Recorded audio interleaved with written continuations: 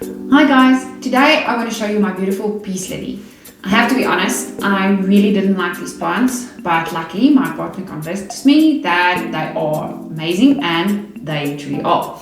So the reason why I didn't like them is that the ones that you usually get in a grocery store is quite small. They're sold in really small little pots, and I find them a little bit lucky. They're just not impressive. That's until we found this one. So this one has got lots and lots and lots of foliage. It is lush and it keeps on growing at the bottom. So you'll see the really big nice leaves at the top, and then at the bottom you've got the smaller ones that's coming out here at the bottom, which is going to grow up to become just as pretty as the ones at the top. It also makes beautiful big white flowers, which offsets the green foliage beautifully. Okay, so beautiful white flowers that sits at the top of the plant. So how do we look after them? So peace lilies can grow in lower light conditions.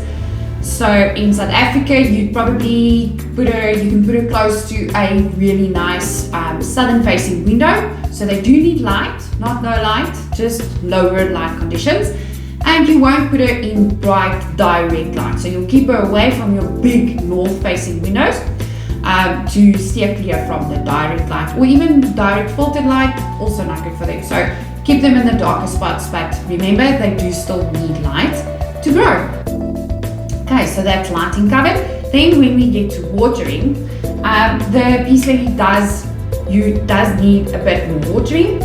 She'll also tell you that she needs to get watered because the leaves start drooping. So as soon as the leaves start drooping, you can water her. But remember to not let her dry out too much. If you're going to let her dry out too much, your leaves are going to go yellow and there's just no turning back from that. So make sure that she's got enough water. Also be careful not to overwater her. So you're going to water her when the top bit of the soil is dry. So mine is still fine. You can see there's still some soil residue on my fingers.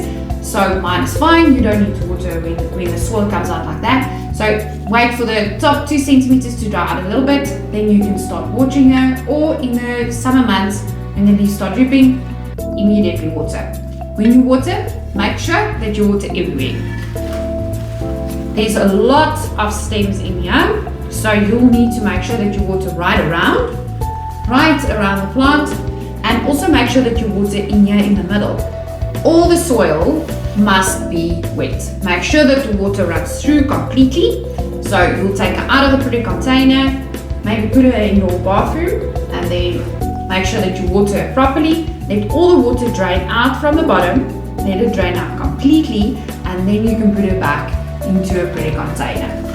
I don't like to repot my plants directly into the containers. I prefer having them loose because that just gives me a lot more flexibility with how I display my plants in the house. They are sensitive to chlorine, and an easy way to get around that is basically just to run your watering cans the night before, let the water stand for 24 hours, and then you're going to water your plant. Make sure that you use room temperature water, or make the water a little bit warmer. Remember, the plant is tropical. It comes from a warm, humid environment. And if you are going to put cold water onto the roots will go into shock. So use room temperature water. If your water is too cold, just add a little bit of warm water to the water. The soil make sure that your soil is free draining so that the water doesn't clog up around the roots. If the soil retains too much water, it will cause the plant to get root rot.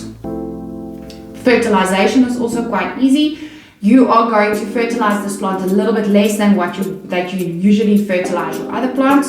So you'll fertilize her at half the dose that you usually fertilize the rest of your plants. So my fertilization routine during the growing season from summer through to autumn is that I use whatever fertilizer you use. Make sure that you make it half of what they say on the label of the fertilizer. I then fertilize the plants every second week. For the peace lily, you will only do it once a month. So once a month at half of what they're saying on your fertilization that you use. The other benefit of this plant is also that it's on the list of air purifying plants. So it will also clean the air in your house. So it's not just pretty to look at, but it is also advantageous to have around you. So get your hands on one. It's really easy. They're really easy to look after, and they add instant greenery to your house. Enjoy your peace, ladies.